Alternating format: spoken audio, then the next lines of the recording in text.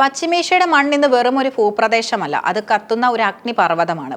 പതിറ്റാണ്ടുകളായി പുകഞ്ഞുകൊണ്ടിരിക്കുന്ന സംഘർഷങ്ങൾ ഒരു മഹാവിനാശത്തിന്റെ വക്കിലെത്തിയിരിക്കുന്നു. സാമ്രാജ്യത്വത്തിന്റെ മിസൈൽ മുനകൾ ഇറാന്റെ ചാരമുറങ്ങുന്ന തെരുവുകളെ ലക്ഷ്യം വെക്കുമ്പോൾ ലോകം സാക്ഷ്യം വഹിക്കുന്നത് ചരിത്രത്തിലെ ഏറ്റവും ഭീകരമായ സൈനിക ഏറ്റുമുട്ടലുകളിൽ ഒന്നിനാണ്. ഇത് വിനാശത്തിന്റെ അവസാനമല്ല, മറിച്ച് പ്രതികാരത്തിന്റെ വിശ്വരൂപമാണ്. പശ്ചിമേഷ്യയുടെ ചക്രവാളം ചുവപ്പ് പരത്തിക്കഴിഞ്ഞു. ഫെബ്രുവരി 28 മുതൽ ഇറാനിലെ ജനവാസ മേഖലകളെയും ഭരണകൂട കേന്ദ്രങ്ങളെയും ലക്ഷ്യമിട്ട് അമേരിക്കയും ഇസ്രയേലും തൊടുത്തുവിട്ട മിസൈലുകളിൽ ഇതുവരെ പൊലിഞ്ഞത് 1000-ലധികം നിരപരാധികളുടെ ജീവനാണ്. എന്നാൽ തകർന്നടിഞ്ഞ കോട്ടകൾക്കും നിലവിളികൾക്കും ഇടയിൽ നിന്ന് ഇറാൻ ഉയർന്നെഴുന്നേൽക്കുകയാണ്. ഓരോ ബോംബ് ആക്രമണത്തിനും ഇരട്ടി പ്രഹരശേഷിയുള്ള മിസൈലുകളും ഡ്രോൺ വ്യൂഹങ്ങളും കൊണ്ട് ഇറാൻ മറുപടി നൽകുമ്പോൾ സംഘർഷം ഗൾഫ് മേഖലയെ മൊത്തമായി വിഴുങ്ങുന്ന ഒരു മഹാപ്രളയമായി മാറുകയാണ്.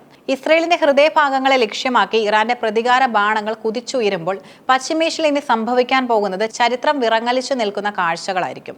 ഇറാന്റെ അത്യാധുനിക ഡ്രോൺ സാങ്കേതിക വിദ്യയും ദീർഘദൂര മിസൈലുകളും ഇസ്രയേലിന്റെ പ്രതിരോധ കവചമായ അയൺ ഡോമിനെ പോലും പലയിടങ്ങളിലും പരാജയപ്പെടുത്തി കഴിഞ്ഞു. ഈ യുദ്ധം വെറും ഒരു അതിർത്തി തർക്കമല്ല, മറിച്ച് ലോകത്തിന്റെ തന്നെ ഗതി മാറ്റി വരയ്ക്കുന്ന ഒരു ചതുരംഗ കളമാണ്. ഇറാനുമായുള്ള ഈ യുദ്ധം അമേരിക്കയ്ക്കുള്ളിൽ വലിയ അഭിപ്രായ ഭിന്നതകൾക്കാണ് വഴിതെളിച്ചിരിക്കുന്നത്. അടുത്തിടെ നടന്ന സർവേകൾ പ്രകാരം അമേരിക്കൻ ജനതയിൽ ഭൂരിഭാഗവും ഈ ആക്രമണങ്ങളെ അനുകൂലിക്കുന്നില്ല. 4-1 മാത്രമാണ് ഇറാനെതിരായ സൈനിക നീക്കങ്ങളെ പിന്തുണയ്ക്കുന്നത്. എന്നാൽ ഈ പിന്തുണ രാഷ്ട്രീയ ചേരിതിരിവുകൾക്കനുസരിച്ച് മാറുന്നുമുണ്ട്. ഡൊണാൾഡ് ട്രംപിന്റെ അനുയായികളിൽ ഭൂരിഭാഗവും ആക്രമണങ്ങളെ പിന്തുണയ്ക്കുന്നു. ഇതിൽ 13% പേർ മാത്രമാണ് യുദ്ധത്തെ എതിർക്കുന്നത്.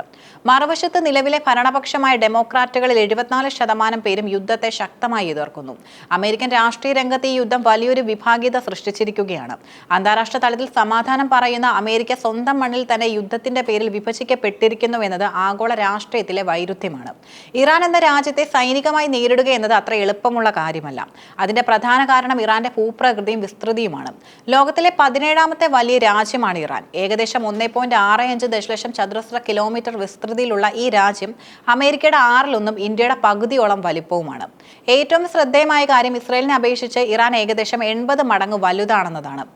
7 രാജ്യങ്ങളുമായി അതിർത്തി പങ്കിടുന്ന ഇറാൻ പശ്ചിമേഷ്യയുടെ തന്ത്രപ്രധാനമായ കവാടമാണ്. ഇത്രയും വലിയൊരു ഭൗമ വിശാലതയുള്ള രാജ്യത്തിനെതിരെ പൂർണ്ണ രൂപത്തിലുള്ള യുദ്ധം നടത്തിയാൽ അത് പ്രദേശത്തെ മുഴുവൻ രാജ്യങ്ങളെയും ബാധിക്കുന്ന ഒരു മഹാപ്രളയമായി മാറും. ഏകദേശം 92 ദശലക്ഷം ജനസംഖ്യയുള്ള ഇറാൻ മാനവ വിഭവശേഷിയിലും വളരെ മുന്നിലാണ്. രാജ്യത്തിന്റെ ഭൂരിഭാഗം ജനങ്ങളും പടിഞ്ഞാറൻ ഭാഗത്താണ് കേന്ദ്രീകരിച്ചിരിക്കുന്നത്. ഇവിടുത്തെ പർവ്വതനിരകളും നദീതടങ്ങളും ശത്രു സൈന്യത്തിന് കടന്നുകയറാൻ പ്രയാസമുള്ള സ്വാഭാവിക പ്രതിരോധങ്ങൾ സൃഷ്ടിക്കുന്നു.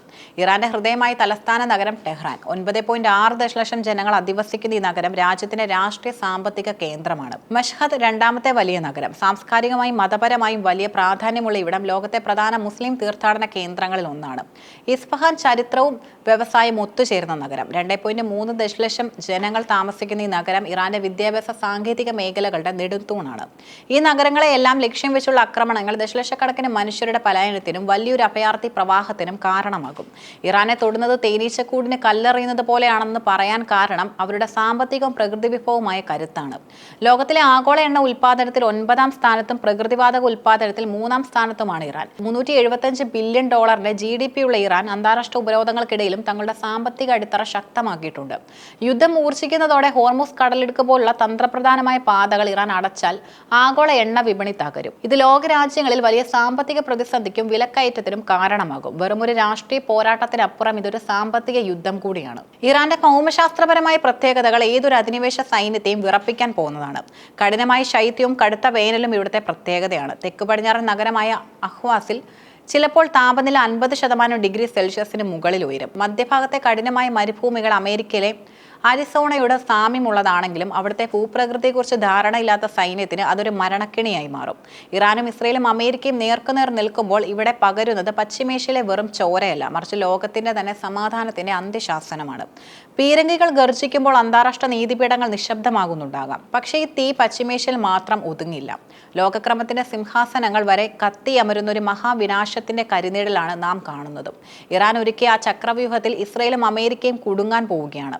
സാമ്പത്തിക കരുത്തും സൈനിക വീര്യവും ആവോളമുള്ള ഇറാനെ നേരിടാൻ ശ്രമിക്കുന്നത് ആഗോള സമാധാനത്തിനും അന്ത്യം കുറിക്കലായിരിക്കും. ഇപ്പോൾ സമാധാനം ഒരു മരീചികയാണെന്ന് തോന്നാമെങ്കിലും ഈ വലിയ പോരാട്ടത്തിനൊടുവിൽ പശ്ചിമേഷ്യയിൽ സമാധാനത്തിന്റെ പുലരി ഉദിക്കുമെന്നും മനുഷ്യത്വം വിജയിക്കുമെന്നും നമുക്ക് പ്രത്യാശിക്കാം.